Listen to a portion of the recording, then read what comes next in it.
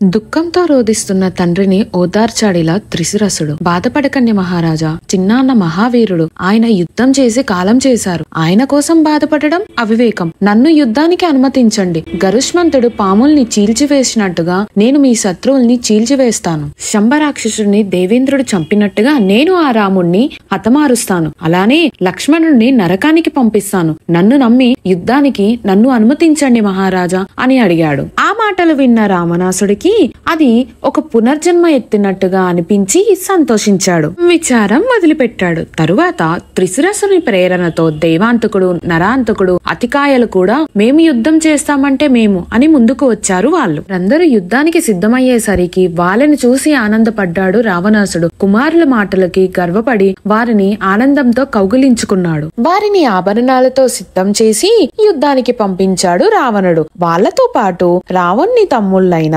మహాపార్శిష్యుడు, మహోదరుడిని కూడా యుద్ధానికి పంపించాడు. శక్తిని పట్టుకొని గాల్లాంటి గుర్రం పైన పరిగెత్తుకొచ్చాడు నరాంతకుడు. సముద్రంలో త్రిమింగలంలా వానరసేనపై విరుచుకుపడ్డాడు. ఒకే దెబ్బకి చాలా మంది వానరుల్ని చీల్చివేశాడు. అతని ఉద్రిక్తతను తట్టుకోవడం అసాధ్యమనిపించింది అక్కడున్న వారికి. ఆ దెబ్బకు వానరసేన భయపడి ఒక పరుగందుకుంది. వారి వెంట పడ్డాడు నరాంతకుడు. ఇదంతా గమనిస్తున్న సుగ్రీవుడు చూసి అంగదుడిని ఒక కేకేశాడు. ఇప్పుడు అంగదుడు అక్కడికి వచ్చి చెప్పండి మహారాజా అని అడుగగా ఆ నరాంతకుడిని చంపేసే నా కళ్ళకి కనిపించు అని అన్నాడు. ఆ మాటకు అంగదుడు సరే మహారాజా అని అక్కడి నుండి వెళ్లి కోపంతో కోరపల్లతో నరాంతకుడి ముందుకి వెళ్లాడు అంగదుడు. తన ముందు అంత ధైర్యంగా నిల్చున్న అంగదుడిని చూసి నరాంతకుడికి కోపం వచ్చి తన చేతిలో ఉన్న శక్తిని అంగదుడిపైకి విసిరాడు. కానీ అంగదుడికి ఏమీ కాదు. దాని తర్వాత అంగదుడు రెచ్చిపోయి కోపంతో తన చేతులతో బలంగా నరాంతకుడి గుర్రం తలపై ఒక్కటి కొట్టాడు. దానితో కళ్ళుగుడ్లు బయటకు వచ్చి తల పగిలి కింద పడిపోతుంది ఆ గుర్రం. తన గుర్రం చనిపోవడాన్ని అస్సలు జీర్ణించుకోలేకపోయాడు నరాంతకుడు. కోపంతో అంగదుడి తలపైన ఒక్కటి గుద్దాడు. దెబ్బకి అంగదుడి తల పగిలి వేడి రక్తం బయటకు చిమ్మసాగింది. అక్కడే అంగదుడు కుప్పకూలాడు. కాసేపటికి తేలుకున్నాడు అంగదుడు. తరువాత లేచి కోపంతో 2 చేతులతో పిడికిలు చేసి దానితో ఆ నరాంతకుని గుండెల్లో గట్టిగా గుద్దాడు. దానితో కుప్పకూలాడు ఆ నరాంతకుడు. ఒక పెద్ద కొండ కుప్పకూలినట్టుగా నరాంతకుడు నేలను పడ్డాడు, మరణించాడు. దానితో శ్రీరాముడు అంగదుడిని మెచ్చుకున్నాడు. ఇది అంతా ఇలా ఉండగా హనుమంతుడిని చూసి దేవాంతకుడు ఎగిసిపడి హనుమపైకే యుద్ధానికి వచ్చాడు. హనుమ ముందు కుప్పిగెంతులా హనుమ కోపంతో ఒకే ఒక్కటి నెత్తిపైన గుద్దాడు. దానితో దేవాంతకుడు కూడా మరణించాడు. హనుమ దెబ్బకి అనగారిపోయాడు దేవాంతకుడు.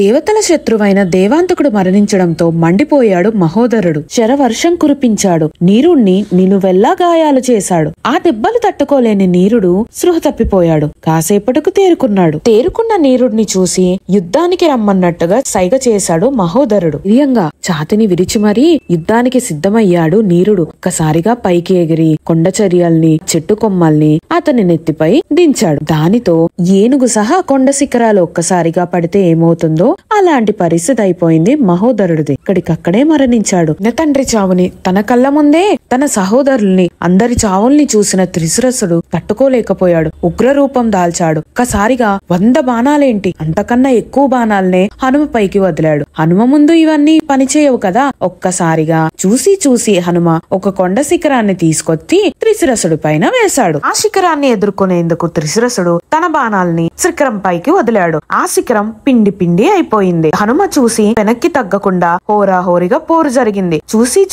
ఇక త్రిశిరసుడు తన శక్తిని హనుమ పైకి ప్రయోగించాడు. హనుమ కాసేపు ఆలోచించి ఒక్కసారిగా గాలిలో డేగలా ఎగిరి త్రిశిరసుని గుర్రాల్ని చంపేశాడు. ఇది చూసి కోపంతో త్రిశిరసుడు హనుమ పైకి కత్తిని విసిరాడు. హనుమ ఊరుకుంటాడా? గాలిలో ఎగిరి త్రిశిరసుని గుండెలపై ఒకే ఒక్క గుద్దు గుద్దాడు. దానితో కుప్పకూలిపోయాడు త్రిశిరసుడు. ఇదే అదునుగా చూసిన హనుమ ఆ కత్తితోనే ఏ కత్తినైతే హనుమ పైకి వదిలిపెట్టాడో త్రిశిరసుడు ఆ కత్తితోనే త్రిశిరసుడి యొక్క 3 తలలను నరికివేశాడు హనుమంతుడు. దానితో భూమి ఒక్కసారిగా కంపించింది. ఆ యుద్ధరంగంలో ఉన్న వానరసేన అంతా ఆనందపడ్డారు. యుద్ధభూమి అంతా హనుమ పేరుతో మారుమ్రోగిపోయింది. జరిగింది. ఎలా చేశారు అంటే జయహో హనుమ, జయ జయహో హనుమ అంటూ వానరసేన హనుమంతుని యొక్క గొప్పతనం అంతా రావణసేనకు తెలిసేలా వారి యొక్క గొప్పతనాన్ని చాటి చెప్పారు. రాంతకుడు, దేవాంతకుడు, మహోదరుడు మరియు త్రిశిరుడు మరణించడంతో రాక్షస సేనంతా భయంతో పరుగులెట్టసాగింది. వీరంతా మరణించడంతో